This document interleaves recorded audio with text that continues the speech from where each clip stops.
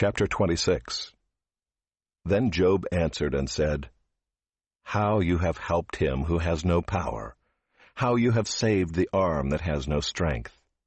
How you have counseled him who has no wisdom, and plentifully declared sound knowledge! With whose help have you uttered words, and whose breath has come out from you? The dead tremble under the waters and their inhabitants. Sheol is naked before God, and Abaddon has no covering. He stretches out the north over the void and hangs the earth on nothing. He binds up the waters in his thick clouds, and the cloud is not split open under them. He covers the face of the full moon and spreads over it his cloud. He has inscribed a circle on the face of the waters, at the boundary between light and darkness. The pillars of heaven tremble and are astounded at his rebuke. By his power he stilled the sea. By his understanding he shattered Rahab. By his wind the heavens were made fair. His hand pierced the fleeing serpent. Behold, these are but the outskirts of his ways, and how small a whisper do we hear of him. But the thunder of his power, who can understand?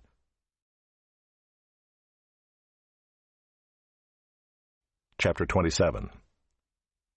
And Job again took up his discourse and said, As God lives, who has taken away my right, and the Almighty, who has made my soul bitter, as long as my breath is in me, and the Spirit of God is in my nostrils, my lips will not speak falsehood, and my tongue will not utter deceit.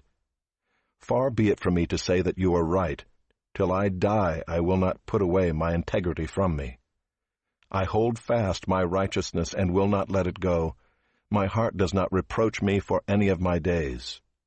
Let my enemy be as the wicked, and let him who rises up against me be as the unrighteous. For what is the hope of the godless when God cuts him off, when God takes away his life? Will God hear his cry when distress comes upon him? Will he take delight in the Almighty? Will he call upon God at all times? I will teach you concerning the hand of God. What is with the Almighty I will not conceal. Behold, all of you have seen it yourselves. Why then have you become altogether vain? This is the portion of a wicked man with God, and the heritage that oppressors receive from the Almighty. If his children are multiplied, it is for the sword, and his descendants have not enough bread. Those who survive him the pestilence buries, and his widows do not weep. Though he heap up silver like dust, and pile up clothing like clay, he may pile it up, but the righteous will wear it, and the innocent will divide the silver. He builds his house like a moth's, like a booth that a watchman makes. He goes to bed rich, but will do so no more. He opens his eyes, and his wealth is gone. Terrors overtake him like a flood. In the night a whirlwind carries him off. The east wind lifts him up, and he is gone. It sweeps him out of his place. It hurls at him without pity. He flees from its power in headlong flight. It claps its hands at him and hisses at him from its place. Chapter 28. Surely there is a mine for silver, and a place for gold that they refine. Iron is taken out of the earth, and copper is smelted from the ore. Man puts an end to darkness and searches out to the farthest limit the ore in gloom and deep darkness. He opens shafts in a valley away from where anyone lives. They are forgotten by travelers. They hang in the air, far away from mankind. They swing to and fro.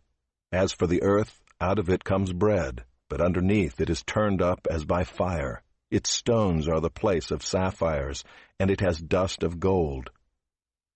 That path no bird of prey knows, and the falcon's eye has not seen it. The proud beasts have not trodden it. The lion has not passed over it.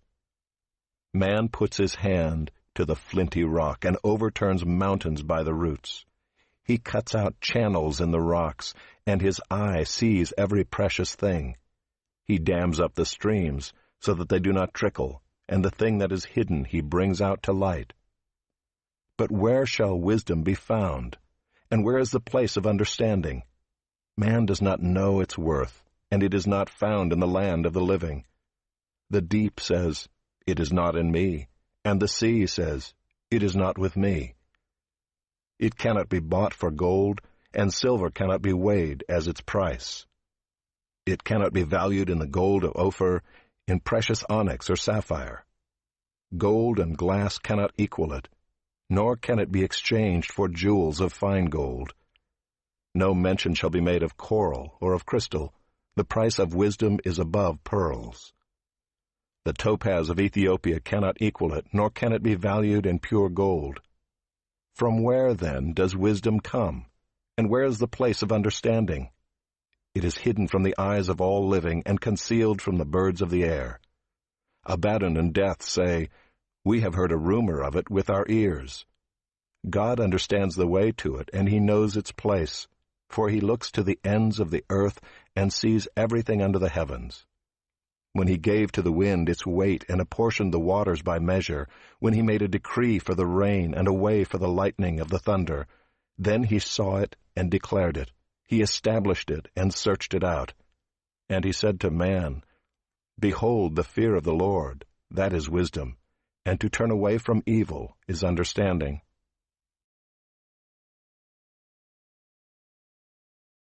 Chapter 29.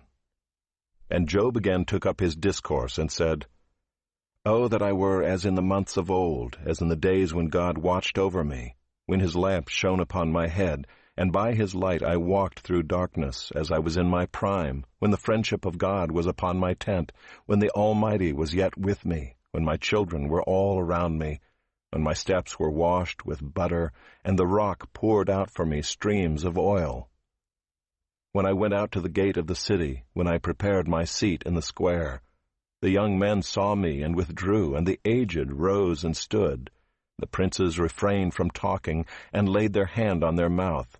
The voice of the nobles was hushed, and their tongue stuck to the roof of their mouth. When the ear heard, it called me blessed, and when the eye saw, it approved, because I delivered the poor who cried for help, and the fatherless who had none to help him.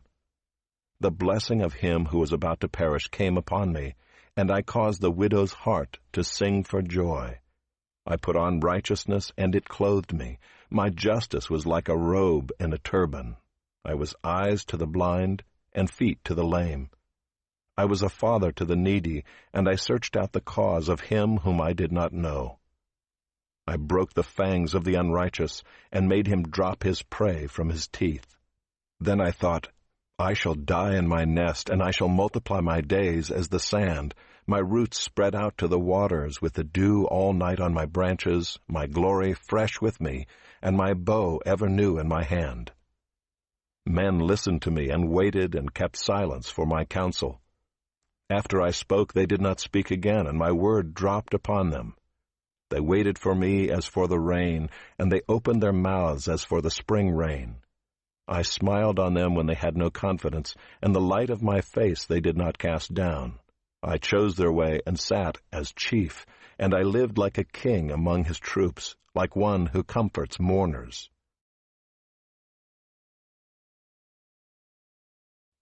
Chapter 30. But now they laugh at me, men who are younger than I, whose fathers I would have disdained to set with the dogs of my flock. What could I gain from the strength of their hands, men whose vigor is gone? Through want and hard hunger they gnaw the dry ground by night in waste and desolation.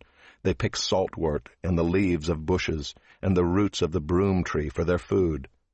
They are driven out from human company. They shout after them as after a thief. In the gullies of the torrents they must dwell, in holes of the earth and of the rocks. Among the bushes they bray, under the nettles they huddle together. A senseless, a nameless brood, they have been whipped out of the land. And now I have become their song. I am a byword to them. They abhor me, they keep aloof from me. They do not hesitate to spit at the sight of me. Because God has loosed my cord and humbled me, they have cast off restraint in my presence. On my right hand the rabble rise. They push away my feet. They cast up against me their ways of destruction.